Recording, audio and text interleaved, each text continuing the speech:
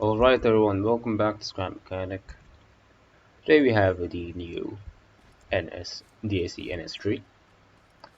So this plane has been in the works for a bit. You know, if you've been following my Steam workshop, which absolutely nobody does, but if you were, you would have seen the prototype for this go up a couple weeks ago, and and it's been under construction for a good while before then. So this isn't going to be like a high effort video like the TA1 trailer was, especially since this is just a prototype. Might make a high effort video for this once it actually comes out. No, prototypes do not get high effort videos put into them. I am not fucking going through the pain that was editing the D1 video for this. So this is going to be a one take thing. But anyway. Right. This has been under works for a good while. It is designed for the new camera update. We are on that update right now. So it's got a brand new, completely revamped cockpit, which I'm sure we are vaguely excited to see. It's got the usual steps here, but yeah, as you can see here, it's got these skis here, which are how it currently lands and takes off, because this is meant to take off vertically. That, vertically. Hence the various things here.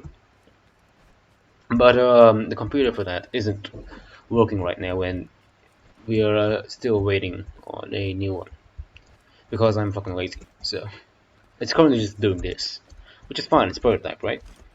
And so it's got the characteristic steps, which won't actually have much use in the future when this thing actually does take off as it's supposed to. But it's useful for now.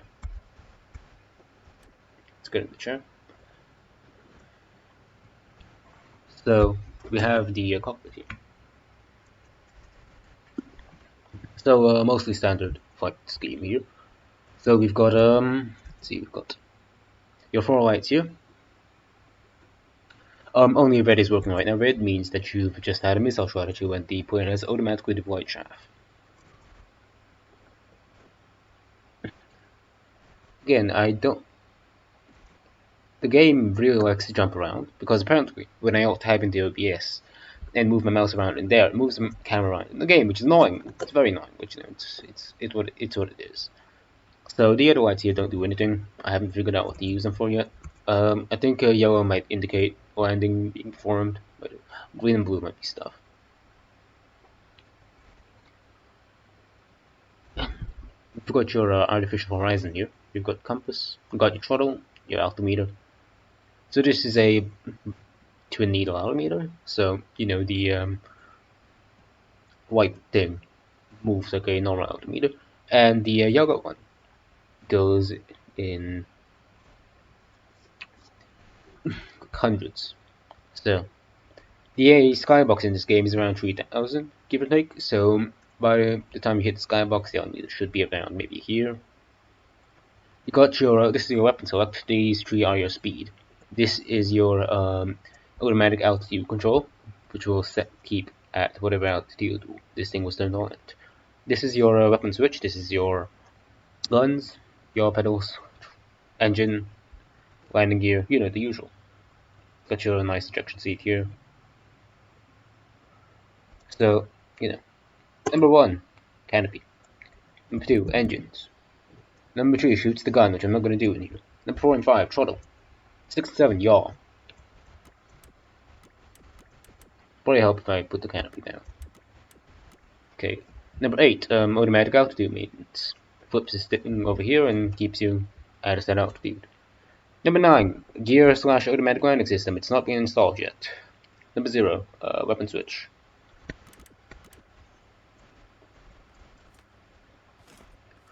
Do you need a lift here to climb into this thing because it's tall because of skis? But it's not meant to be like this anyway, so I'm not gonna bother fixing anything. So let's get you looking in the air, shall we?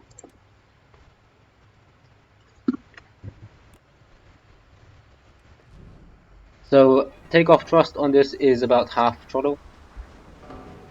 You can bring that back down to Somewhere around here is the stall speed. You can still sort of keep it in the air if you're quick, if you mess with the controls enough. But the speed I usually like to cruise this thing at is just short half speed. That's my optimal cruising altitude. I mean cruising speed. So you know, Horizon is doing Horizon things. The Horizon is in fact available as a standalone unit on the Steam Workshop. It's currently at 60-ish subs, and it would be great if more people voted go to get it. Got your compass doing compass things.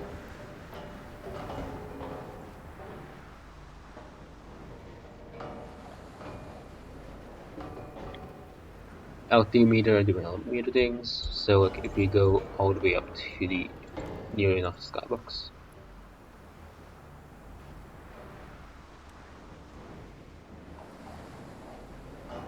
As you can see, we're pretty high up right now, and it's about on third. So to come back down.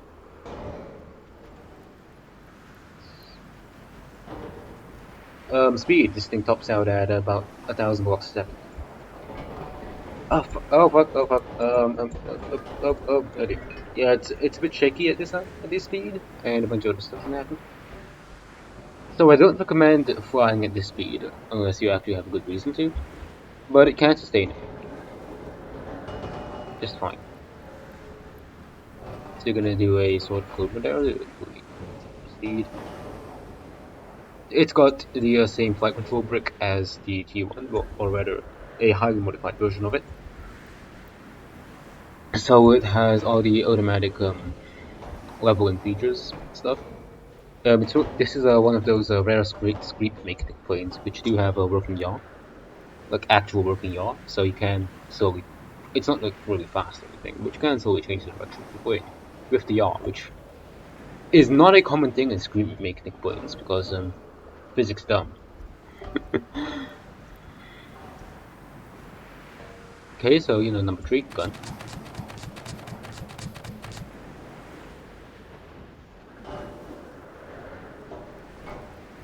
This is a very nice and responsive plane.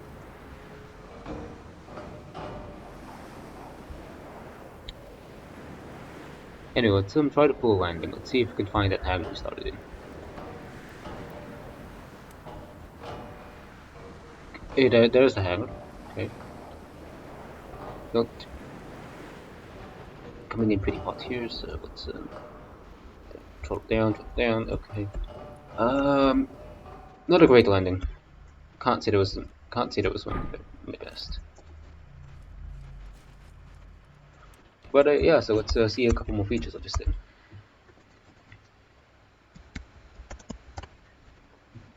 So let's get some Mark II stars loaded up. Oh god, what the fuck is my frame rate doing? Frame rate. Okay, I think it's got its shit together.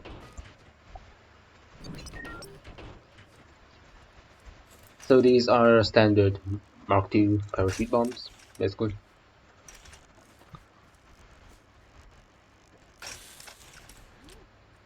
And then you can just hook the fuse up, and you're ready to go.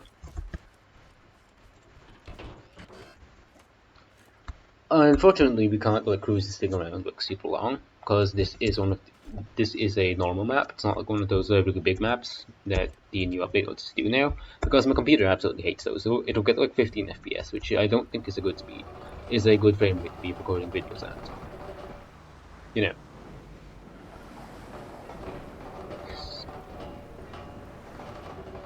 But yeah. So this thing can do this, just fine.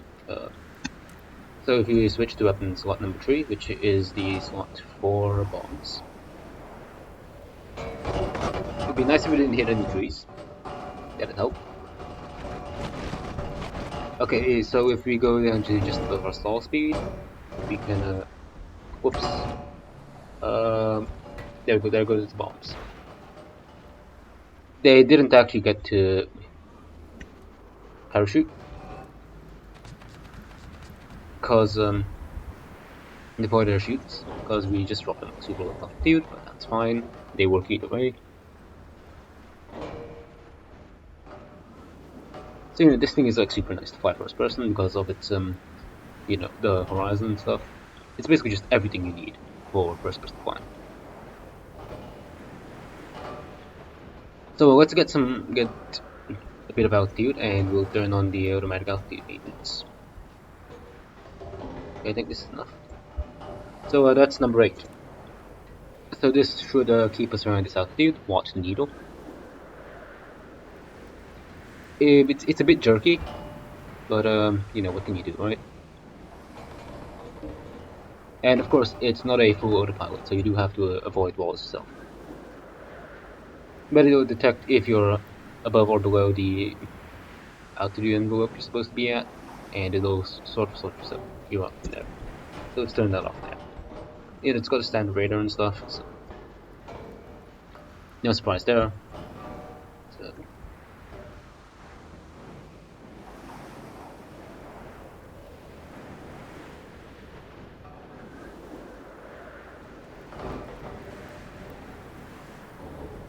you know, it's nice and responsive. Can we pull a landing here? I think we can. Okay. That was a bit. Oh, that's a bit much. Keep the horizon level. Nose up. Throttle down. Yeah. Again, it's not great to do landings of this thing because of its like super narrow wheelbase on account of the skis. But it is possible. I've done it a couple times before. So. Now let's take this thing up for one more flight, and we'll end this video. Oh, okay, first let's show off the new logic brick. So this is a standard Mark IV logic brick with some additions. These are like tuning stuff, you know, just calibration, more or less. This thing here just makes sure the altitude maintenance system doesn't go really whack. Because like on the basic version of this computer, it will just straight up take you past 90 degrees, or just send you into flat nosedive. That's been fixed. It no longer does that. It'll shut off once if you reach 75 degrees. That's just like a sort of safety measure. There. This thing here, control, makes sure that this thing scales the amount of control surface deflection you get by your current speed. So if you're going faster, you get less deflection to hopefully maintain a similar level of thingamajig of responsiveness. That's okay. So we've got this is the rudder control brick. So it takes inputs from both the rudder pedals as well as the main control brick right here, and it actuates the rudders. So these do both roll and yaw. This is your you know, your bog standard engine brick. Pretty much here. So we've got a nice big slot here. This is of course for the automatic landing brick, which will bring this thing down vertical, but that's not installed yet. We do have a prototype for one, but it doesn't work, so I'm not bother showing that off this time. Okay, engine on, off we go.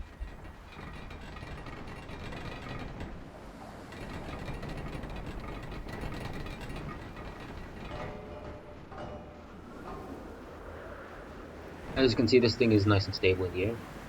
We can hit sprint, and we can go back down. You know, usual stuff. The horizon ball is doing its thing. It of course doesn't do pitch, because we can't make it do that, but it does roll very well. Okay, so let's end this video off with an injection seat test. Right, that's working. We can please. So, you know, parachute block, it's a bit sketchy sometimes. Yeah, so our canopy dropped off here. And looks like the plane is somewhere over there. No, I think that's the hangar. But yeah. So as with all planes from DAC, the aircraft self-destructs once you eject from it. So I don't know, you can keep the precious logic bricks safe or something. I don't know. Well, yeah, that's all we're gonna have today for this prototype test of the DAC NS-3. Hopefully, the next video we do on this, we'll have the automatic landing system up and running, so we can show that off. Oh look, it's a chunk of plane. Yeah, there's sort of just like shrapnel this entire area. I'm not sure where all the parts went. And well, there's something down there. It doesn't leave too much. Yeah, okay, we found the, I think we found the main debris field. Yeah, it doesn't leave too much stuff around. I'd say, all things considered, it's a relatively clean explosion. Missile pods have been blown off apparently.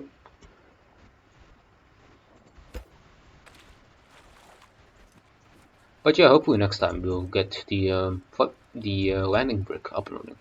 And but other than that, that's all for today. Thank you, everybody. Goodbye.